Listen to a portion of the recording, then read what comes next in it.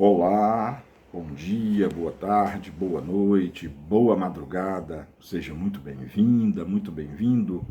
Meu nome é Marcos Vinícius e gostaria de convidá-la e convidá-lo para a nossa aula de número 38 da obra O Livro dos Médiuns. Eu não me canso de lembrar, O Livro dos Médiuns, obra fundamental, basilar, obrigatória para quem quer iniciar os estudos na área da mediunidade. Na aula de hoje, indo direto ao ponto, pois não temos tempo a perder, vamos continuar do ponto onde paramos na aula passada. É muito importante, se você estiver chegando aqui agora a esse canal, se você estiver começando agora na aula 38, procure assistir às aulas anteriores, pois a obra de Kardec é um encadeamento de ideias e cada aula, depende, por assim dizer, da aula anterior, para que ela tenha uma compreensão minimamente coerente. Então, dando continuidade, estamos na segunda parte, capítulo 4, que se intitula Teoria das Manifestações Físicas. Vamos, então, continuar abordando a questão 74 do capítulo 4. E essa questão 74 ela é constituída de diversos subitens. Vamos, então, agora abordar o subitem 13, na qual Kardec pergunta o seguinte: se compreendemos bem o que dissestes, o princípio vital reside no fluido universal. O espírito toma nesse fluido o envoltório semimaterial, que constitui seu perispírito, e é por esse meio que age sobre a matéria inerte. É isso? Então vejamos a pergunta de Kardec. Existe um princípio vital, né? Que é o fluido que ele chama de fluido vital, que aí nós chamamos de energia vital, que é retirada do fluido universal ou energia universal. Segundo essa escola clássica de Kardec, o próprio perispírito seria retirado, né? O próprio perispírito definido como envoltório semimaterial. Seria retirado, então, do fluido cósmico universal, que é retirado, então, do princípio vital. O princípio vital, ou fluido vital, ou energia vital, é aquela energia que dá vida, que nos dá a vida orgânica. É a energia que faz todos os nossos sistemas, né? O sistema cardíaco, muscular, respiratório, endócrino, sanguíneo, cardiovascular, nervoso, seria a energia que faria todo o nosso organismo funcionar. Não estamos falando aqui de espíritos, estamos falando aqui de corpo físico. E aí Kardec, né, na visão clássica dele, de que o perispírito seria tirado então dessa energia. Ficou clara a pergunta? Eis a resposta do espírito, se eu não me engano, São Luís.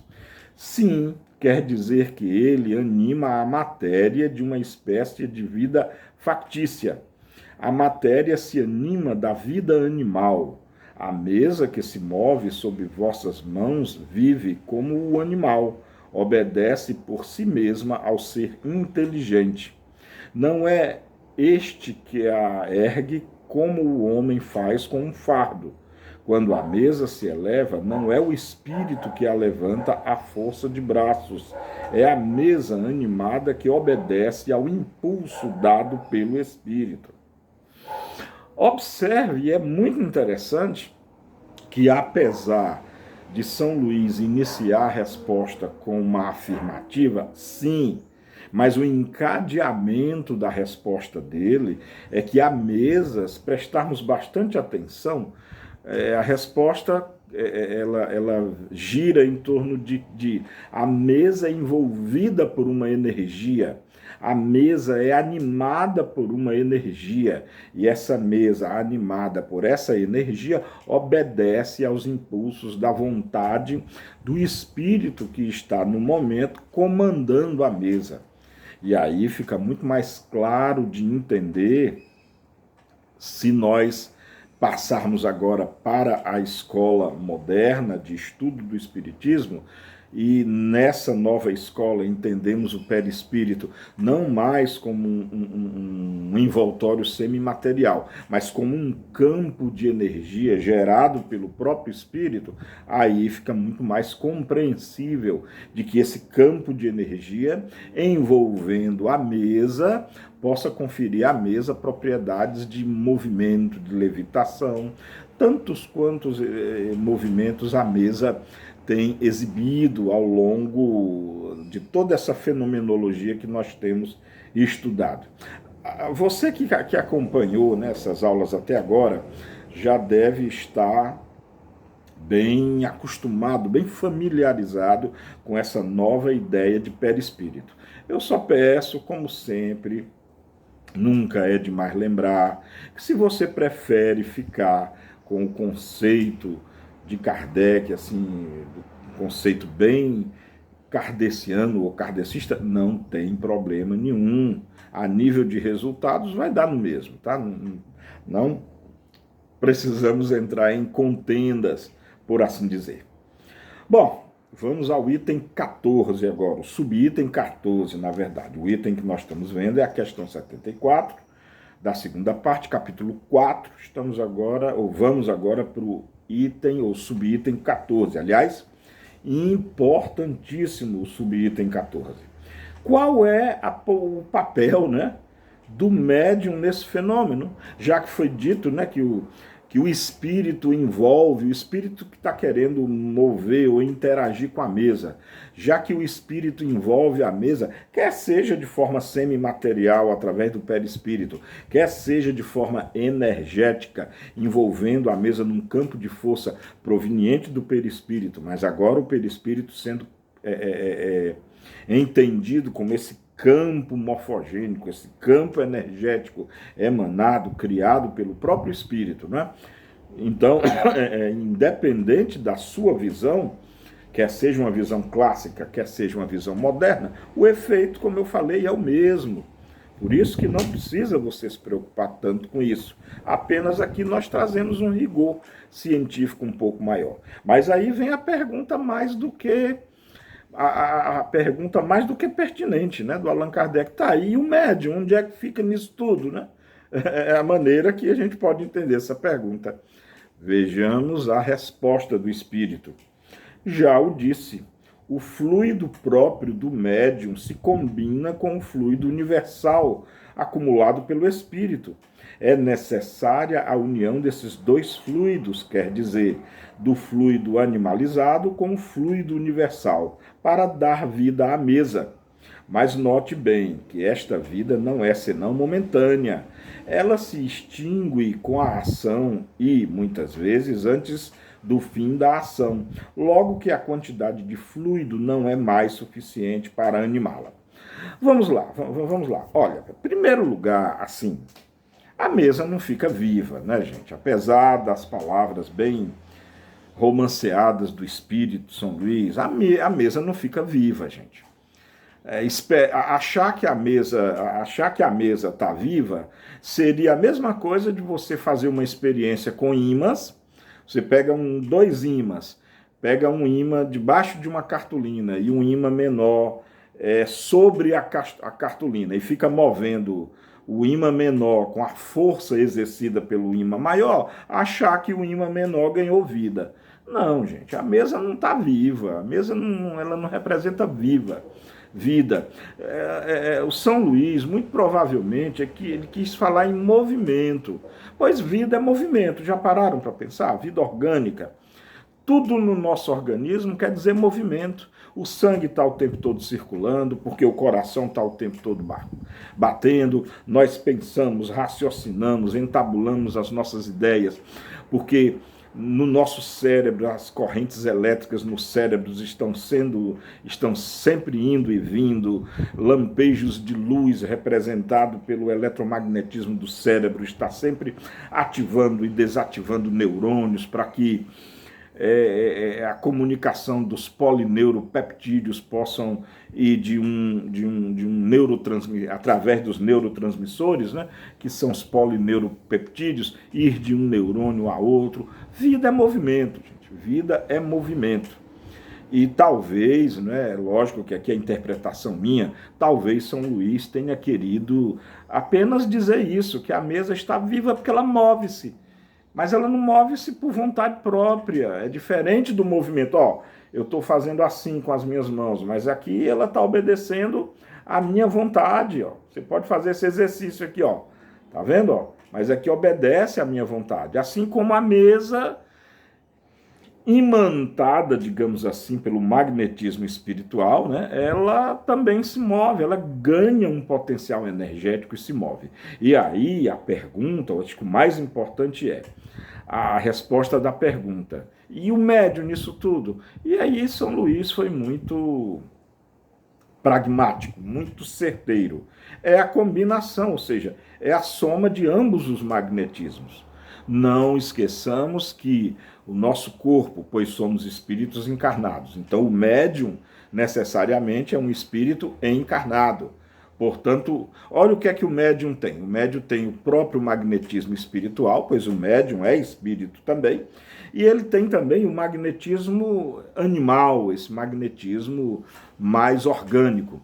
E o espírito, que está querendo comunicar-se, por exemplo, através da mesa, através de pancadas, através de levitação, através de batidas, seja lá qual for a metodologia utilizada pelo espírito, o espírito ele também tem um magnetismo. A resposta é, para o concurso desse fenômeno, ocorre a soma, a interação entre os dois magnetismos, tanto o magnetismo, e vamos entender assim, vamos passar a nível de perispírito. Tanto o perispírito do médium quanto o perispírito do espírito comunicante concorrem para o fenômeno material. Ambos doam, ou ambos, melhor dizendo, vamos colocar assim, fica mais de fácil compreensão. Ambos concorrem com energia. Tudo é energia, gente. Olha, coloquem uma coisa na cabeça. Tudo é energia.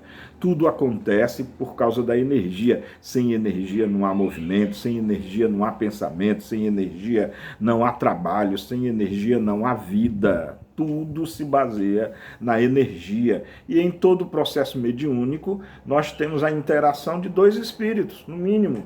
Um encarnado, que é o médium, e o desencarnado, que é o espírito comunicante. É da interação de ambos, é da soma da participação de ambos que nós temos os fenômenos mediúnicos. Espero que tenha ficado claro para todas e para todos. Tá bom? Bom, vamos agora então ao subitem 15. Subitem 15. O espírito pode agir sem o concurso de um médium? Ou seja, pode haver a interação, a manifestação do espírito sem médium? A resposta: pode agir com desconhecimento do médium. Quer dizer que muitas pessoas servem de auxiliares dos espíritos para certos fenômenos sem disso desconfiarem. O espírito toma delas como de uma fonte o fluido animalizado de que tem necessidade. Esse fluido animalizado é a energia vital. Né? É assim que o concurso de um médium, tal como entendeis, não é necessário. E é o que tem lugar, sobretudo, nos fenômenos espontâneos. Bom, então a questão deixa clara. Sim, pode sim.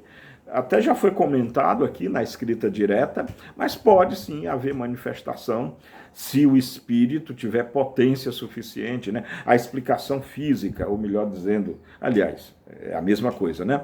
A explicação energética é se o espírito tiver ou contiver energia necessária para o concurso do fenômeno, sim, ele pode fazer sem o auxílio do médium. Porém, São Luís lembra, o espírito que está respondendo, né? São Luís lembra que muitas vezes nós, eu, você, podemos ser utilizados sem sabermos disso. A nossa energia, olha gente, nós somos fonte de energia também. E essa energia que nós possuímos, ela irradia, ela expande-se, ela é transmitida. Isso faz naturalmente, isso ocorre naturalmente através do nosso trabalho, isso se faz naturalmente através dos nossos pensamentos, sentimentos e emoções, isso se faz naturalmente através das nossas preces, através do amor incondicional. Então, essa energia, ou esse conjunto de energias que o perispírito que nós somos também irradia, propaga, transmite, pode ser utilizado e com certeza é utilizado pelos espíritos que estão e que possam estar próximos de nós ou por algum espírito que queira utilizar desse contributo energético uma potência para poder executar algum trabalho. É por isso, sabe, que o mais importante de tudo é policiarmos os nossos pensamentos, sabe? Nossos pensamentos irradiam para o universo. Já pararam, ou melhor dizendo, já paramos para pensar sobre a qualidade dos nossos pensamentos, das nossas emoções, dos nossos sentimentos, como estão as nossas preces, o costume habitual das nossas preces, que aliás é um costume importantíssimo, é um costume luminoso, o costume da prece. Prece é tudo de bom, prece nos eleva às frequências superiores, nos leva, nos transporta, nem que seja pelo aquele momento pequenininho, para as zonas, para as dimensões espirituais mais elevadas, onde se encontram espíritos melhores, onde se encontram, por exemplo, o nosso anjo da guarda. Claro, eles estão aqui entre nós também, mas eu estou falando em termos vibracionais. Então, tudo isso é energia.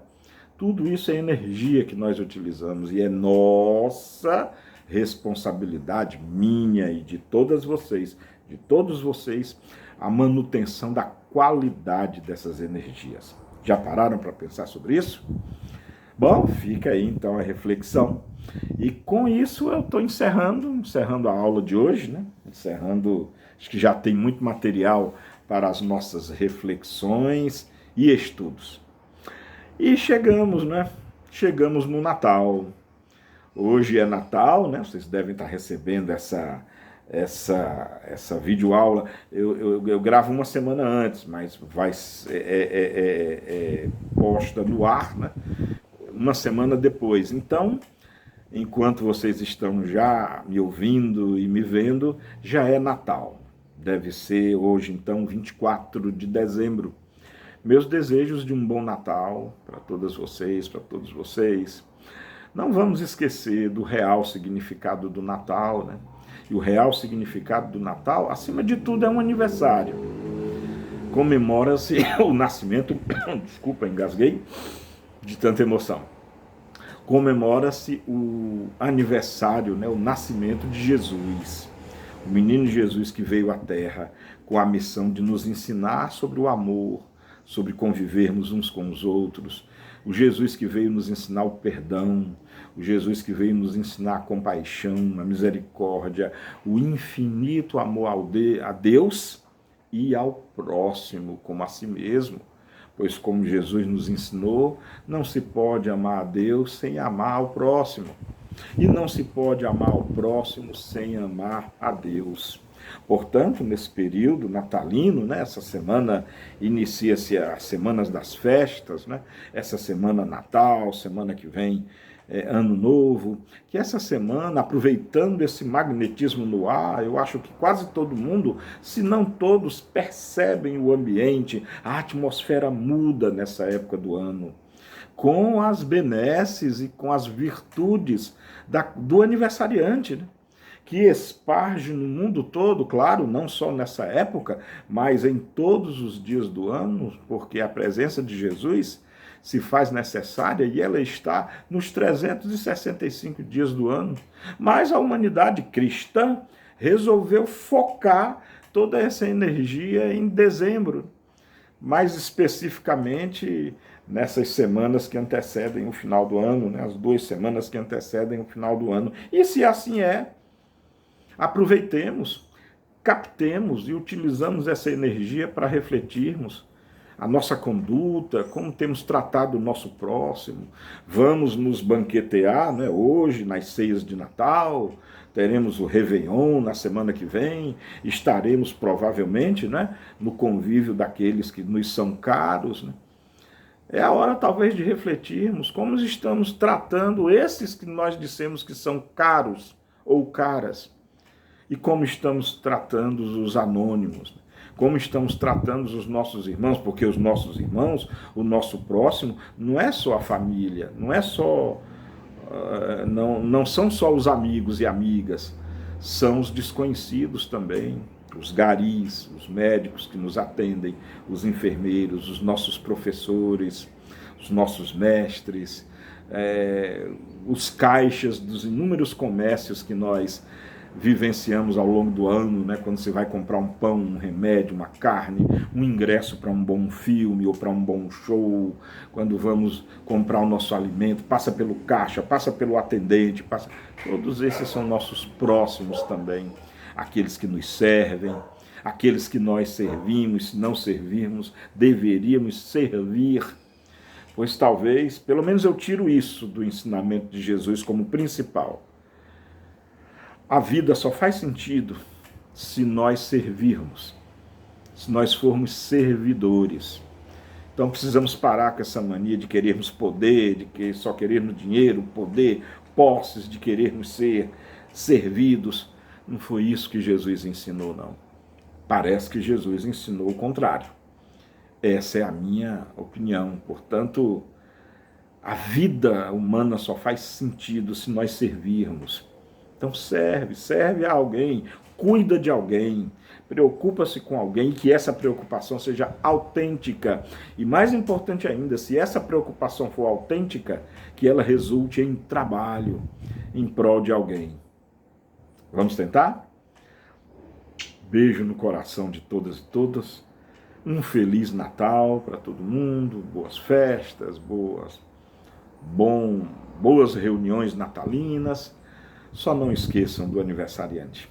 Nem hoje, nem amanhã, nem nunca. Cuidem uns dos outros. Até semana que vem. Até a nossa próxima videoaula. Tchau.